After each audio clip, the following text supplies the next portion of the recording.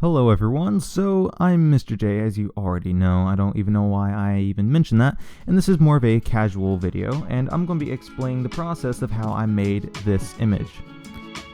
And I personally really like this render, and there's a couple things I had to do it. So, first off, this is the actual build, so I'm talking about how I made this build as well. Ran into something, there we go. The process of how I made this build, but also the process of how I did the rendering and the photo bashing for the background and a few other things as well. So let's get into that process now. So first off, planning, which I'm actually going to start learning a whole lot more about planning in the future, which mainly because planning is so ridiculously important for confidence, because if you're not confident the build's going to turn out amazing, sometimes it can be hard to work or come up with ideas with what you're going to do. So yeah, and also just Minecraft, it takes forever to build anything. So whenever you plan something out and you know exactly what's going to look like as the final build, you know what it's going to look like. You know it's going to look good by the end because you already know what the end's going to look like. So if you design the entire build before you actually start building it, it enables you to actually spend more time building and less time designing, meaning that your builds will be constructed so much faster. Now, I didn't actually do the full process with that for this build because I already had sort of an idea, and it wasn't necessarily very large. That's for like very large scale builds, in my opinion, to do something of that size and magnitude, because it takes about, for someone who's inexperienced like myself, I'm guessing it's going to take me roughly 10 hours to be able to create that artwork. Well, concept art, I guess. Yeah, you get the point. So yeah, either way, I just created a very basic concept of it right here, but I started out with creating pillars because if you haven't seen the video here, it's in the card at the top right hand corner up there. This video I did a while back, and I mentioned how sometimes I start with a pillar and whenever I don't necessarily know what's going to look like, because the pillar pretty much contains all the details of, like, it's moderately sized. Like this thing right here, it's fairly sized, it's quite large, but it's not too large, if you understand my point. And it gives me an opportunity to add, large details, medium details, and some small details. Not massively small, but I can get fairly small with this. And this allows me to understand what kind of details I'm going to need to add inside of the build, such as this. This is a great example right here. I use this in the build a lot because I knew that looked good in this. So using this is basically my nugget of what I wanted that to sort of look like. Well, at least the style of it, because I had no idea what kind of futuristic I was going for. Because I can do a lot of different styles. Some people are stuck on one style, but for some reason I've just been doing a lot of different styles. I don't know why I can't stick with one, but for the most part I pretty much do whatever style, and that means that whenever I go to a new build, I can't just start on the build. I actually have to design the entire style from scratch almost every time. It's actually really annoying. Well, at least a loose style, which I guess you should do that for most of your builds. Make sure that they don't look carbon copy. But in this case, I still think it's a little bit weird that I did that. It can be a really good idea though, because it really does enable you to have some creative builds. Obviously, my style stays the same. If you haven't seen my style video, my style is based on my experiences. So yeah. So planning, really, really important. We got that out of the way. The things with the pillar thingamajiggies over there. In fact, yeah, that's where I got the idea for these little pillar thingy-majiggies I forgot the name of, unfortunately. And then the glass, I actually got the idea from, I believe it was Ready Player One, because I remember seeing in that movie there was a lot of these boards, and there's also a lot of other boards like this and a lot of digital art about cyberpunk and a lot of other building styles that are futuristic, and I thought, hey, that's actually a really good idea. I mean, lights will definitely be everywhere in the future because of screens, so I added a couple screens here, and obviously there's a few energy source looking towers, which I don't know what they do, but oh boy do they look cool. I really like how that turned out. In fact, I mean, this looks better, almost it looks just as good without shaders. Like, check this out. I mean, this actually looks really good with shaders and without shaders. This is what it looks like with shaders, and obviously it's much darker. And I mean, it's going to look good with the shaders. I mean, pretty much most things look good with shaders, just because of how awesome shaders are. But yeah, it looks, really good without shaders, which most people complain about builds not looking good, without shaders. But I mean, in this case, I think it, for the most part, or generally, looks better without shaders. And why is the entire sky? Oh, it's because I'm in 1.8 and I'm on the wrong version. That's fine. Either way, you understand the point. This looks just as good with or without shaders, and in some cases, depending on the shader, as you just saw, if it glitches out since we're at 1.8, it even looks better without shaders in some instances. So that's one thing I just wanted to point out. Now, obviously, shaders are amazing, though. I really like them. Let's see, what is the next part that I did? For the most part, I just came up with the basic shapes because I knew I wasn't entirely sure what I was doing, so I came up with these cubular-looking structures just to get an idea. And from there, with the cube structures, I started creating cube structures with lights in it. After I created this, I created this as the third thing I did. I did that, then I did this. Well, no, I did this, then that, then this, and then that. Yeah, confusing. Anyway, let's actually get to the next part of this. Let me click out of everything. There we go. So the next part I actually did in Blender. Basically, that when the project was finally finished, it was a lot of detailing and a lot of time and work. So I mean, what else am I supposed to say? I mean, that's what I did. So yeah, let's continue on. So I did the next part in Blender, so I actually rendered the project out. Let's actually look at the file for that. It should be open recent at hub for futuristic hub. And let us see the build. Let's see, 3D view. If we actually check this out in rendered view, I don't want to be in the camera. This is pretty much what the build looks like in rendered view, and as you can see, there's definitely no nebula, and there's an entire planet down there, which is really interesting. But I actually had to edit quite a few things to get this to look right. Because it's space themed, there is some issues with it. For example, I don't necessarily have enough height to have this down there, and if you're inside of the build, you want to make sure you can see all the elements. So a great example of this was in the movie Spider-Man Into the Spider-Verse. In that movie, there was a lot of instances where the entire city was warped. I mean, completely warped.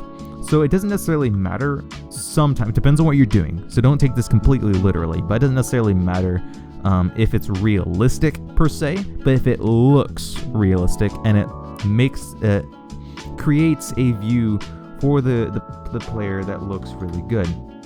So the view I was really going for, let's actually go down there and check this out. The view I was really going for was actually down here in the build itself. And let's actually go into Eevee once I actually click the right button. There we go. So the view I was actually really going for, and why did I press that button, was inside of player view from the view of the player. Now obviously it's like from this view right here.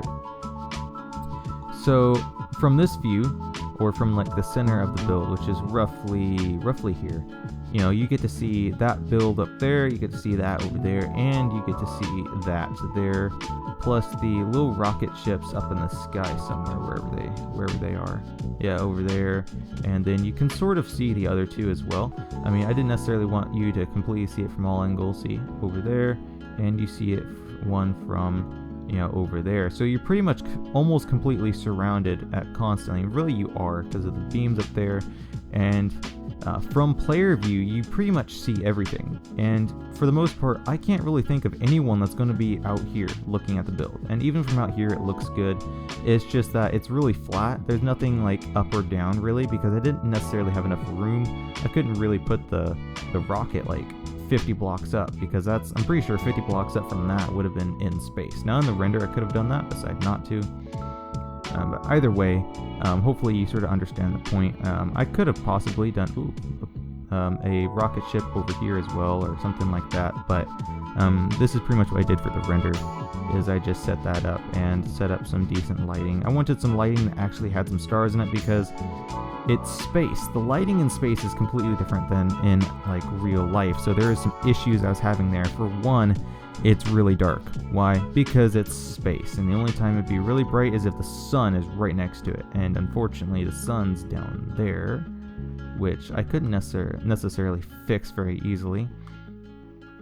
So what I ended up doing is, I believe there's a light somewhere. I have some lights and I have some other things as well.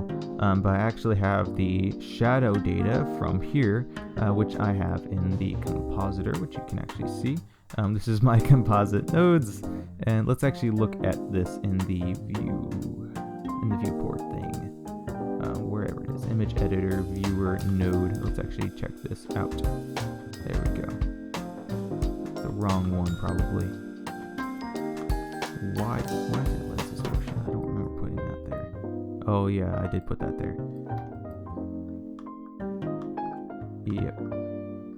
I'm not entirely sure if it actually has the image saved or not. Yeah, unfortunately it doesn't have the image saved. Oh well. Well, either way, I actually had some lens distortions and some bloom and a few other things in this right here, and especially with the cryptomats and the other things I have set in this, I actually have different diffuses, which you can actually see in, let's see, Krita, which is where I did the rest of the editing, and I actually spent a lot of time in Krita, I believe. Well, I just went to the zone. I think I was on there for 2 hours for a while, which generally I just do light editing in Krita, but I actually did quite a bit in this one. So this was like roughly 2 hours. I have no idea actually. It was a decent amount. It wasn't a lot, but it was a decent amount because I did have a lot of work to do. I think I actually spent a little bit more than 2 hours in here. But if we actually check this out, if we click all of these things down, you'll actually see, this is one of the layers. Now obviously I colored it to be red so I could select the thing better. However, with this right here, I was able to click this, and then I could perfectly, I got this from Blender, by the way. I didn't actually map that, but if I click this, and I'm not clicking the right, there we go. If I click this, as you can see, it actually perfectly, not perfectly, but it actually gets really close to perfectly mapping around this entire thing, as you can see here, which is really important because then it allows me to do things like, not that, because that's going over, but like this right here, where it's behind it. Well, all I had to do was just invert this mask, and then boom, I can just erase that, which actually I didn't invert it because I didn't remember how to do it, but I actually just collected all the color from back here so that it was in reverse. And you get the point. So yeah, it actually worked out really, really well, and that's how I was able to get some of this stuff down in there. Now let's actually look at some of the other things. This is another example where I did some stuff like that, but here is one of the passes that I did in Blender. And let's see any other ones. Where are the another background one there. Yeah, here's one of the passes, which I actually ended up editing later. But basically, I took the build and this is from one of the passes. So basically, the only light that's showing is the light that is the shadow. I believe this is the shadow pass. So all the shadows are black, and all of the areas with light are white. So I was able to color some of the all the areas with light. I don't know what this is doing, but I better not. Yeah, there we go. So I can keep adding all these back on. Not that one, but yeah, that's one. See right there, I have a rim light on that one, which I use this to actually do edge detection, just to find that edge, so I wouldn't mess up the edges too badly. And there we go. So this is pretty much the finished build here, and as you can see, it looks pretty good. I do wish I could have done it a little bit better. It's not necessarily the best that I think I could have done, but it still looks really, really cool, especially since there's this over there, all the nebula and stuff, and the wormhole. I think this ends up looking really, really cool in my opinion. especially since I actually had to paint that in too. That was really cool. Painted that in, painted that in, painted that in. Yeah, anyway, you get the point. This was a really fun project, and there was a lot of cool things I got to do here.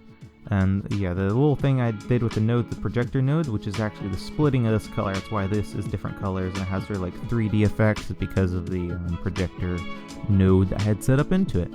So that's how I actually ended up making the entire image. And as you can see there is my little logo thing, which I really want to update this. I never really liked this. Anyway, hopefully you enjoy this entire project. I'm not entirely sure where else to go. I'm pretty sure this is the finish of this, though I will be creating another video on this build here. And actually, here's a little tip. If you do make a mistake like I did here, what I did was actually just blurred it so it looked like it was an explosion or rocks floating in space. So it turned out really nice. I ended up doing that. So yeah, hopefully you enjoyed this, and hopefully please support the channel. That's what I'm trying to say right now. I sort of stuttered a little bit there. That's just because, like, what are you supposed to say? I'm trying to get the YouTube channel, or well, all of us are trying to do this. I say this is a channel challenge.